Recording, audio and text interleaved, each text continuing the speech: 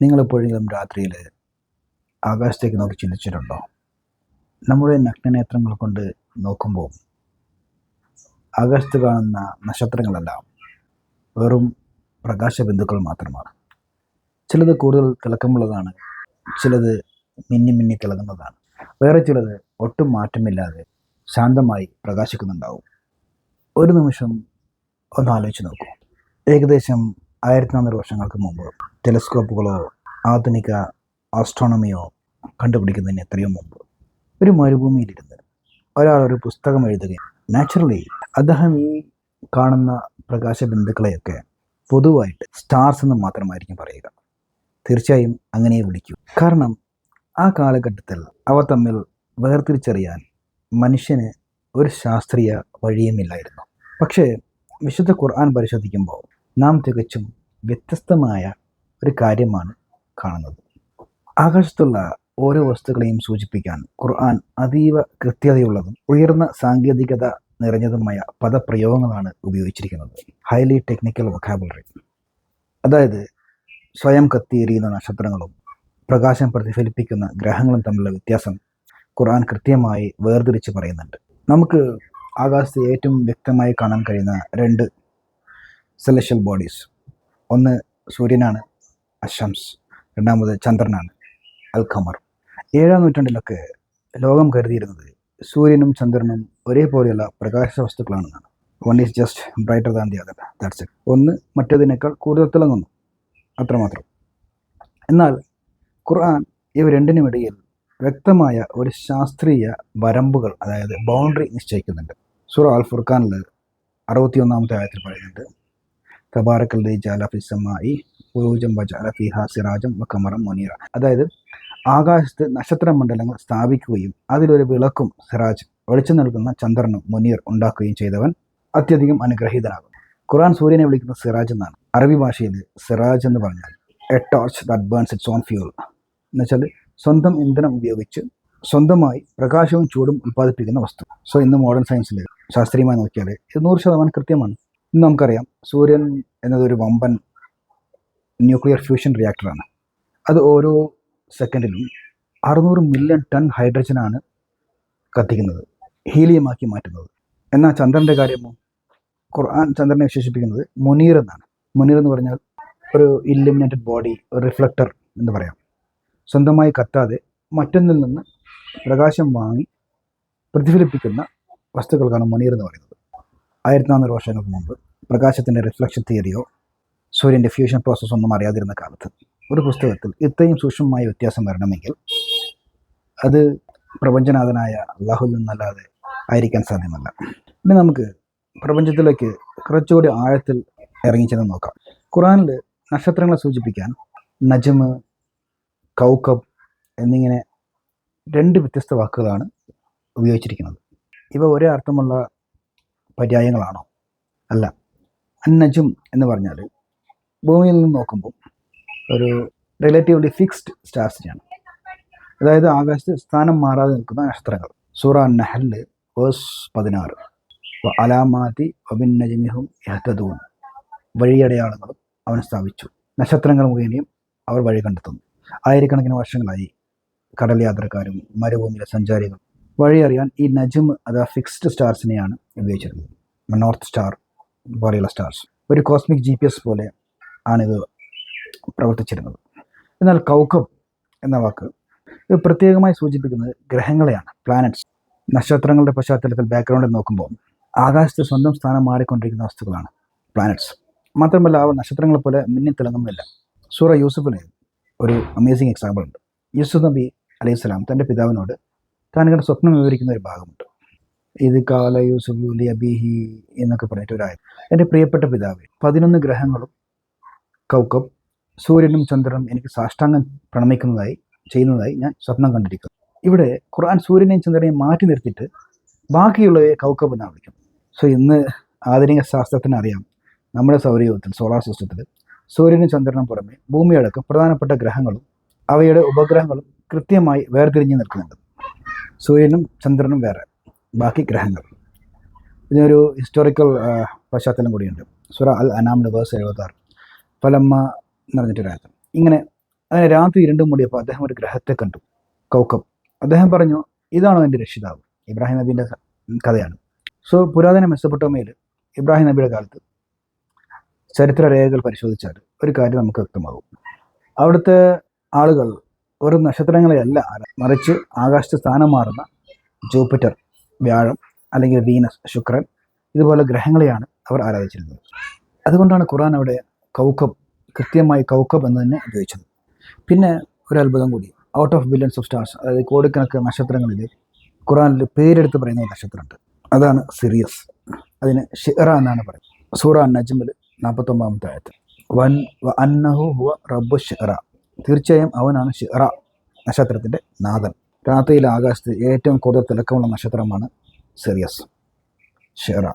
അന്നത്തെ അറബികൾ ഇതിൻ്റെ തിളക്കം കണ്ട് ഇതിനെ ആരാധിച്ചിരുന്നു. എന്നാൽ ഖുർആൻ പറഞ്ഞു, നിങ്ങൾ ആ പ്രകാശത്തെയല്ല ആരാധിക്കേണ്ടത്, അതിനെ പടച്ച അതിൻ്റെ സൃഷ്ടാവിനെയാണ് ആരാധിക്കുന്നത്. ഇതിലൊരു മൈൻഡ് ബ്ലോയിങ് സയൻറ്റിഫിക് കോയിൻസിഡൻസ് ഉണ്ട്. സോ ഇന്ന് ദ മോഡേൺ ആസ്ട്രോണമി കണ്ടെത്തിയത് സിറിയസ് എന്നത് ഒരു നക്ഷത്രമല്ല, it's a binary system, star system. അതായത് സിറിയസ് എ, സിറിയസ് ബി എന്നിങ്ങനെ രണ്ട് നക്ഷത്രങ്ങൾ ഒരു കോമൺ സെൻറ്ററിന് ചുറ്റും പരസ്പരം വലം വെച്ചുകൊണ്ടിരിക്കുക. അസ്ട്രോഫിസിക്സിൽ ഈ രണ്ട് നക്ഷത്രങ്ങൾ തമ്മിൽ ഭ്രമണം പൂർത്തിയാക്കാൻ എടുക്കുന്ന സമയം 49 വർഷങ്ങളാണ്, 49.9 years.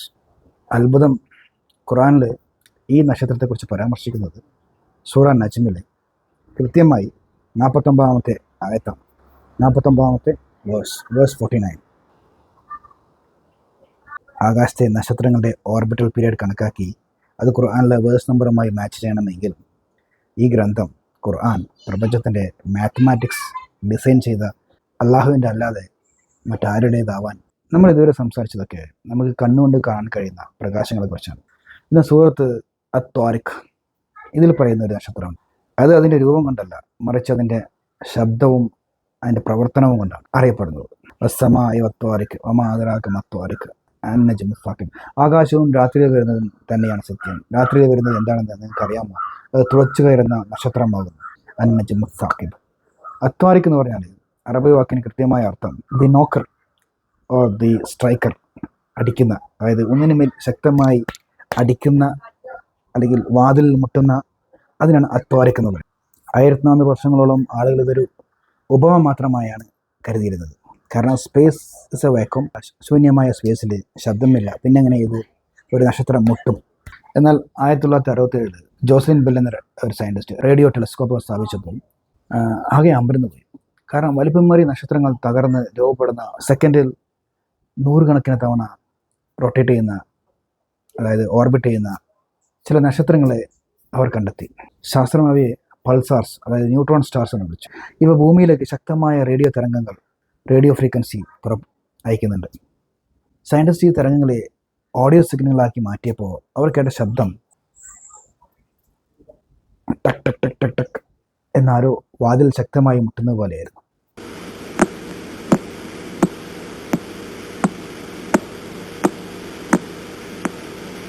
Like A cosmic hammer, ഒരു വലിയ ചുറ്റിക. കൃത്യമായ 1400 വർഷങ്ങൾക്ക് മുമ്പ് ഖുർആൻ പറഞ്ഞ അത്വാരിഖ്, ദി നോക്കർ, മുട്ടുന്നത്. ഈ പൾസാറുകളെ അല്ലെങ്കിൽ ന്യൂട്രോൺ സ്റ്റാറുകളെ, ഇതിൻ്റെ സാന്ദ്രത, ഇതിൻ്റെ ഡെൻസിറ്റി ശാസ്ത്രമെന്ന് അളന്ന് തിട്ടപ്പെടുത്തിയിട്ടുണ്ട്. ഒരു ന്യൂട്രോൺ സ്റ്റാറിലെ കേവലം ഒരു ടീസ്പൂൺ മാറ്റർ അതെടുത്താൽ അതിന് ഭൂമിയിലെ ഏറ്റവും വലിയ മലയായ എവറസ്റ്റ് കൊടുമുടിയേക്കാൾ ഭാരമുണ്ടാകും. ഏകദേശം 1 മുതൽ 6 ബില്യൺ ടൺ വരെ. അത്രയും ഭാരമുള്ള ഒരു ചെറിയ സ്പൂൺ മാറ്റർ പദാർത്ഥം ഭൂമിയിൽ വെച്ചാൽ അതിൻ്റെ അതിഭയങ്കരമായ ഗ്രാവിറ്റി കാരണം അത് ഭൂമിയുടെ ഉപരിതലം തുരന്ന് അടിത്തട്ടിലേക്ക് തുളച്ചു കയറിപ്പോകും. ഖുർആൻ അതിനെ വിശേഷിപ്പിച്ചത് അന്നജ്മു സാഖിബ്, ദ പിയേഴ്സിംഗ് സ്റ്റാർ, തുളച്ചു കയറുന്ന നക്ഷത്രം. ഒരൊറ്റ കണ്ണുകൊണ്ട് മലകളെ തകർക്കാൻ കഴിയുന്ന ഈ അതിഭയങ്കരമായ ഭാരത്തെക്കുറിച്ച് ചിന്തിക്കുമ്പോൾ ജിബ്രീൽ അലൈഹി സ്വലാം പ്രവാചകനോട് സല്ലല്ലാഹു അലൈഹി വസല്ലം നരകത്തിലെ ചങ്ങലകളെക്കുറിച്ച് സൂറത്തുൽ അൽഹാഖ് 32 വിവരിക്കുന്നുണ്ട്. അള്ളാഹു ഖുർആനിൽ വിശേഷിപ്പിച്ച നരകവാസികളുടെ ആ ചങ്ങലയിലെ കേവലം ഒരു കണ്ണി, സിംഗിൾ ലിങ്ക് ഈ ദുനിയാവിലെ മലകൾക്ക് മുകളിൽ വെക്കുകയാണെങ്കിൽ ആ മലകൾ അതിൻ്റെ ഭാരം കൊണ്ട് തകർന്ന് തരിപ്പണമാവുകയും ചെയ്യും. ആകാശത്തെ നക്ഷത്രങ്ങളുടെ ഭീകരമായ ഭാരവും ഡെൻസിറ്റി, തുളച്ചു കയറാനുള്ള അവയുടെ ശേഷിയും ഇന്ന് ആസ്ട്രോഫിസിക്സിനെ തെളിയിക്കുമ്പോൾ 1400 വർഷങ്ങൾക്ക് മുമ്പ് അള്ളാഹുവും അവൻ്റെ റസൂലും പറഞ്ഞ പരലോകത്തിലെ യാഥാർത്ഥ്യങ്ങളുടെ തീവ്രത നമുക്ക് ഊഹിക്കാവുന്നതിലപ്പുറമാണെന്ന് മനസ്സിലാക്കാൻ സാധിക്കും. അസ്ട്രോഫിസിക്സിൽ ഇന്ന് വളരെ ഭയപ്പെടുത്തുന്ന ഒരു ചോദ്യമുണ്ട്. ഈ പൾസാർ നക്ഷത്രങ്ങളുടെ ഭാരം പരിധി വിട്ട് കൂടിയാൽ എന്ത് സംഭവിക്കും?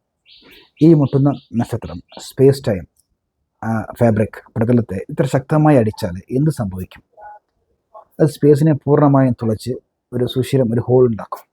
It punctures space time completely, creating a black hole. അങ്ങനെ സംഭവിക്കുമ്പോൾ ആ നക്ഷത്രം കാഴ്ചയിൽ നിന്ന് അപ്രത്യക്ഷമാകുന്നു. അത് പിന്നീട് പ്രകാശത്തെപ്പോലും ഉള്ളിലേക്ക് വലിച്ചെടുക്കുന്ന ഒരു ബ്ലാക്ക് ഹോളായി മാറുന്നു. ഖുർആൻ മറ്റൊരു സൂറത്തിൽ ഇതിനെ വിശേഷിപ്പിച്ചത് ഇങ്ങനെയാണ്. സൂറ അത്തക്വീറിൽ ആയത്ത് 15-16. കാഴ്ചയിൽ നിന്നും അദൃശ്യമായി ഒളിച്ചിരിക്കുന്നു, അതായത് ഖുന്നസ്, അതിവേഗം സഞ്ചരിച്ച് ചുറ്റുമുള്ളവയെ തൂത്തുമാറ്റുന്ന ഖുന്നസ് നക്ഷത്രങ്ങളെ കൊണ്ട് ഞാൻ സത്യം ചെയ്യുന്നു. അറബി ഭാഷയിൽ ഖുന്നസ് എന്ന് പറഞ്ഞാൽ ദ ഹിഡൻ വൺ, കാഴ്ചയിൽ നിന്ന് മറിഞ്ഞിരിക്കുന്ന എന്നാണ് അർത്ഥം. ബ്ലാക്ക് ഹോൾ കാഴ്ചയിൽ നിന്ന് മറിഞ്ഞിരിക്കുന്നതാണ്, കാണാൻ സാധ്യമല്ല. പിന്നെ ഖുന്നസ് എന്ന് പറഞ്ഞത് ദ വാക്വം ക്ലീനർ, സ്വീപ്പർ, തൂത്ത് വൃത്തിയാക്കുന്ന. ആകാശത്തെ ഭീമാകാരമായ ഒരു വാക്വം ക്ലീനറാണ് ബ്ലാക്ക് ഹോൾസ്. തങ്ങളുടെ ശക്തമായ ഗ്രാവിറ്റി കൊണ്ട് വഴിയിലുള്ള സകല നക്ഷത്രങ്ങളെയും പ്രകാശത്തെയും വിഴുങ്ങുകയും തൂത്തു മാറ്റുകയും ചെയ്യുന്ന ഒരു ബ്ലാക്ക് ഹോളുടെ കൃത്യമായ ശാസ്ത്രീയ സ്വഭാവമാണ് 1400 വർഷങ്ങൾക്ക് മുമ്പ് ഖുർആൻ ഇവിടെ പ്രഖ്യാപിച്ചത്. സോ പ്രിയപ്പെട്ട സുഹൃത്തുക്കളെ, ഖുർആൻ ഒരു സയൻറ്റിഫിക് ബുക്കല്ല, ശാസ്ത്ര പുസ്തകമല്ല. അതൊരു മാർഗദർശനത്തിൻ്റെ ഒരു ഗൈഡൻസാണ്, ഒരു ഗ്രന്ഥമാണ്. പക്ഷെ അതിൽ ഉപയോഗിച്ചിരിക്കുന്ന വാക്കുകളുടെ ഈ കൃത്യത വ്യക്തമാക്കുന്നത് ഒന്നാണ്. ഈ ഗ്രന്ഥം 7-ാം നൂറ്റാണ്ടിലെ ഒരു മനുഷ്യൻ്റെ ചിന്തയിൽ നിന്ന് ഉണ്ടായതല്ല. ഇത് പ്രപഞ്ചത്തിൻ്റെ ഡിസൈനറായ, സൃഷ്ടാവായ അള്ളാഹുവിൽ നിന്നുള്ള വചനങ്ങളാണ്. ബ്ലാക്ക് ഹോളുകളും പൾസാറുകളും പോലെയുള്ള ഈ പ്രപഞ്ച അത്ഭുതങ്ങളെക്കുറിച്ചും പരലോകത്തെ ഭീകരതകളെക്കുറിച്ചും നമ്മൾ ചിന്തിക്കുമ്പോൾ ഒരു കാര്യം വ്യക്തമാണ്. നമ്മുടെ ഈ ഭൗതിക ജീവിതം വളരെ വളരെ വളരെ ചെറുതാണ്. സോഷ്യൽ മീഡിയയിലും വെറുതെ ഇരുന്നും നമ്മൾ കളയുന്ന ഓരോ നിമിഷവും ഇനി ഒരിക്കലും തിരിച്ചു കിട്ടാത്ത വിലപ്പെട്ട നിധിയാണ്. അതുകൊണ്ട് വെറുതെ സമയം കളയാതിരിക്കുക. Don't waste your time. നാളെ അള്ളാഹുവിൻ്റെ മുമ്പിൽ നിൽക്കേണ്ടവരാണ് നമ്മളെല്ലാവരും. ഈ കിട്ടിയ കുറഞ്ഞ സമയം നന്മകൾ ചെയ്യാനും അറിവ് നേടാനും പ്രപഞ്ചനാഥനിലേക്ക്, അള്ളാഹുവിലേക്ക് കൂടുതൽ അടുക്കാനും മാത്രമായിട്ട് മാറ്റിവെക്കുക. സമയം അവസാനിക്കുന്നതിന് മുമ്പ് പരലോകത്തിനായി ഒരുങ്ങാൻ അള്ളാഹു നമ്മെ ഏവരെയും അനുഗ്രഹിക്കട്ടെ. അൽഹംദുലില്ലാഹ്. അല്ലാഹു സ്വല്ലി അലാ മുഹമ്മദ്.